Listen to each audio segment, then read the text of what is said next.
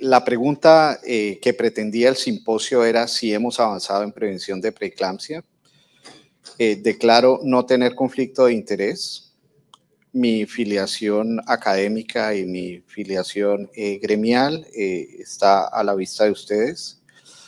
Y pues bueno, hablar de preeclampsia es hablar de un trastorno que afecta hasta un 10% de los embarazos,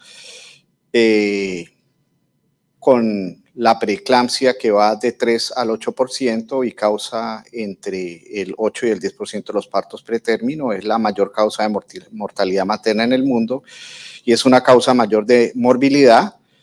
Las secuelas maternas y perinatales las conocemos y las secuelas en el largo plazo también, y pues no va esta diapositiva con referencia porque ese es un tema que conocemos desde que nos conocemos. Este es el mapa de la prevalencia por regiones de la Organización Mundial de la Salud en el 2019 y fíjense pues que la región está alrededor de 45.06 casos por 100.000 mujeres en edad fértil. Hay una seria relación entre el ingreso de los países de cada una de las regiones en relación tanto con la mortalidad materna como los años de vida perdidos y los días saludables. Y fíjense ustedes que estando nosotros como un país de ingresos medios y en algunas de nuestras regiones con riesgo bajo, esto pues es un número bastante importante. Estamos en algunas zonas del país por encima del promedio global y en otras ligeramente por debajo.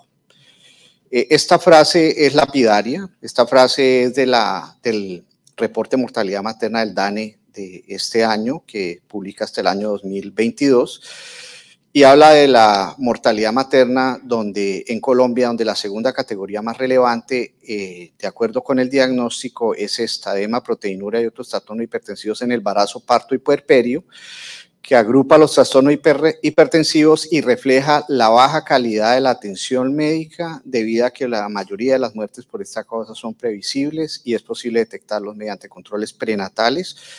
Y el DANE nos dijo que claramente no estamos haciendo la tarea. Desde el punto de vista del diagnóstico, creo que esto no ha cambiado, excepto algunas de cierto tiempo en cierto tiempo de cambiar los umbrales, pero es una enfermedad que está claramente tipificada en los términos de sus criterios diagnósticos y eso lo conocemos absolutamente todos. En cuanto a los factores de riesgo, pues en el 2016 se publicó esta revisión sistemática de estudios de cohortes donde nos mostró claramente cuáles son los riesgos mayores asociados a la preeclampsia y ahí está la lista: preeclampsia anterior, hipertensión crónica, diabetes mellitus gestacional, embarazo múltiple, índice de masa corporal por encima de 30 al inicio del embarazo, síndrome antifosfolípido. Otros factores de riesgo que no son menos importantes, pero son un poco menos frecuentes. Sin embargo, fíjense ustedes que encontramos la nuliparidad, encontramos la enfermedad renal. Los programas de tecnología reproductiva ponen en riesgo a todas las pacientes a esto, la susceptibilidad genética. Y encontramos que la preeclampsia pues tiene un múltiple origen en teoría, unas múltiples manifestaciones y unos múltiples factores de riesgo que son un aspecto que vale la pena interpretar. La Sociedad de Medicina Materno-Fetal propone tratar a las pacientes sobre factores de alto riesgo y sobre factores de riesgo moderado, de tal manera que cualquiera de las pacientes que esté en el grupo de factores de alto riesgo tendría la recomendación para el uso de alguna estrategia, y específicamente de lo que vamos a hablar en esta charla es de el ácido acetilsalicílico, la aspirina. En el Hospital San Ignacio, en la Universidad Javeriana, hicimos un estudio con una cohorte de partos, donde entre el 2017 y el 2018 tomamos 1.498 mujeres embarazadas, 236 mujeres afectadas con preeclampsia. Esto es un número grande. Esto puede ser cerca del 20%. Y se hizo un estudio con controles, 256 pacientes con controles, y encontramos unas cosas que se parecen a la literatura y otras cosas que son muy personales, pues, de nuestro comportamiento en la cohorte.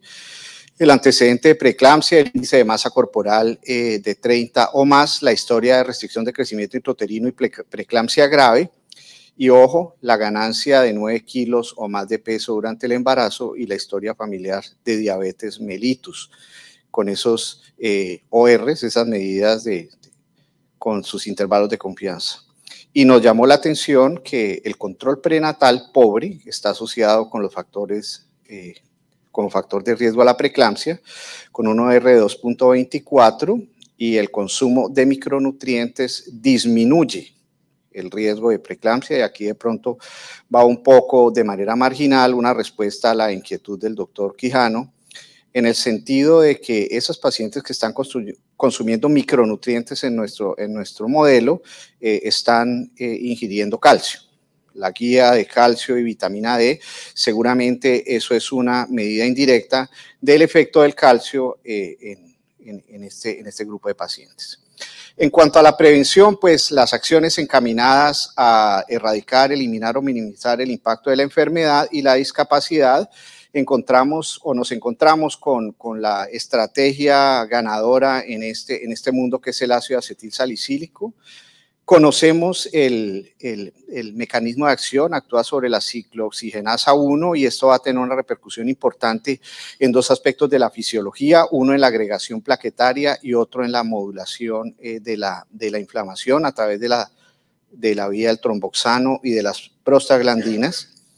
Tenemos una línea de tiempo que en la época moderna, por decirlo así, empieza en 1978 con el reporte del primer caso en el cual se utilizó, describían en un artículo del Lancet, la utilización de aspirina para el tratamiento de la toxemia recurrente en una paciente, y encuentra uno esta gráfica en un reporte de caso, donde los investigadores decían que con el inicio de la administración de aspirina, la disminución o la caída en el conteo de plaquetas mejoraba, y la paciente eventualmente pudo llegar a muy cerca del término su embarazo con un recién nacido viable.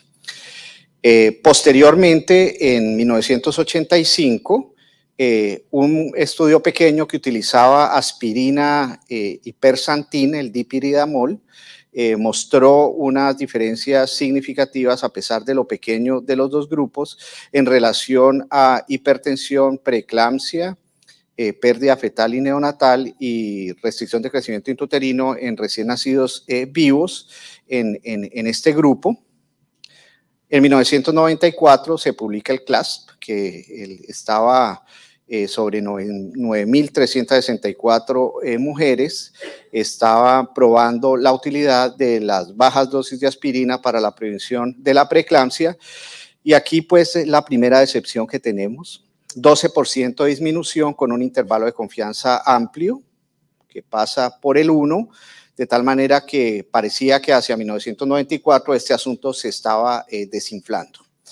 En 1995, el mismo estudio, los mismos investigadores del CLASP hacen un análisis secundario de datos y nos permite salvar la información en relación a los efectos sobre el neonato a los 12 y a los 18 meses, y de cierta manera la información de este estudio es útil por esto, porque no pareciera que hubiera en el mediano plazo un efecto importante o un efecto diferente entre la aspirina y el placebo en el recién nacido.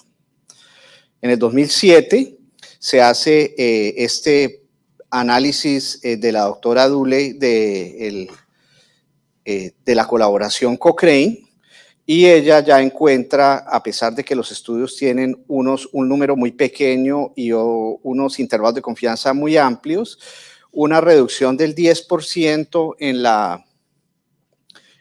la presentación de preeclampsia cuando se comparaba la aspirina o los antiplaquetarios. Realmente la aspirina era el único, con el placebo, con no tratamiento. Y pues si bien el 10% no era mucho en ese momento, el estudio sí nos dio una cosa muy interesante, que fue los números necesarios a tratar de acuerdo con la prevalencia local. y eso pues le permitía a los investigadores saber cuánto iba a costar y cuántas pacientes de más iban a tratar para evitar un caso. En el 2009 hacen esta revisión sistemática de la literatura, donde lo que se observa es que cuando se segmenta por edad gestacional de inicio, los resultados son completamente distintos, y este es el estudio que finalmente define que si se va a empezar aspirina en las pacientes de alto riesgo, debe hacerse antes de la semana 16. Este es el grupo de semana 17 a 19, y fíjense ustedes que la medida y el intervalo de confianza no permiten recomendarla, como sí va a suceder cuando se hace antes de la semana 16. Entre el 2010 y el 2013 se publican un par de estudios metaanalíticos donde encontramos que para la preeclampsia, empezándola de manera temprano, hay una disminución del 53% y del 56% para preeclampsia y restricción del crecimiento intrauterino, con unos intervalos de confianza que están generando, valga la redundancia, un poco más de confianza en los números.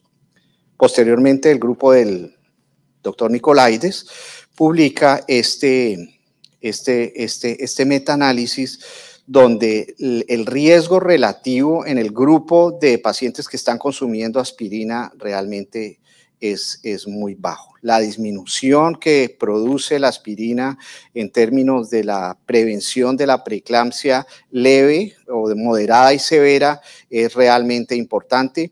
Y creo que a partir de este momento, el 2010-2013, el camino se allanó y no existe hoy por hoy, o no debería existir duda en relación con eso. Había algunas inquietudes en relación con los subgrupos, y finalmente pues se publica este estudio en el 2017, donde observamos que excepto por el grupo de hipertensión crónica, todos los subgrupos involucrados y analizados iban a tener un mejor desempeño en términos de la frecuencia de preeclampsia en relación con el placebo o con no tratamiento. La pregunta es si hay evidencia. 1.494 estudios sobre prevención de preeclampsia, estudios clínicos 157, un poco más estudios metaanalíticos, de tal manera que la evidencia temprana que la presenta la doctora Duley inicialmente sobre ese metaanálisis temprano que mostraba 10-15%, se ha convertido en donde todos los subgrupos están involucrados como eventuales beneficiarios de la estrategia, y finalmente en el 2023 se soluciona el problema de la dosis de aspirina en relación a si seguimos utilizando una dosis baja o una dosis un poquito más alta. Este metaanálisis mostró que el riesgo relativo para preeclampsia antes de la semana 37 es de 0,34, es decir, una disminución del 66%, que no había una diferencia en ninguno de los dos esquemas para preeclampsia a término, cosa que podemos soportar desde el punto de vista clínico, que un efecto por todos los grupos de preeclampsia del 58% de disminución, y para preeclampsia grave, miren ustedes este riesgo relativo de 0,23 con un intervalo de confianza de 0,09 a 0,062, y ya podemos decir que quien no formule aspirina en una paciente con un riesgo o con algún riesgo de preeclampsia está entrando en un camino que lo puede llevar por lo jurídico.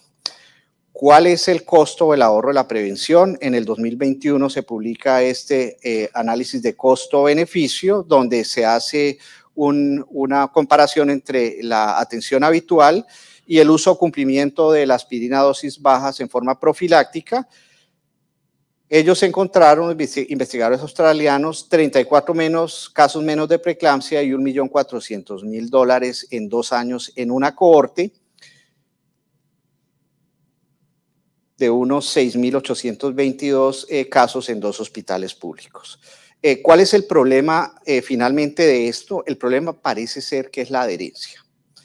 La adherencia, estos investigadores en Toronto, Canadá, hacen una comparación o hacen una búsqueda de cómo es la formulación de la aspirina en sus nacimientos, y ven que no hay información en la historia clínica en cerca de la mitad, y el 30% solamente empiezan la aspirina antes de la semana 16.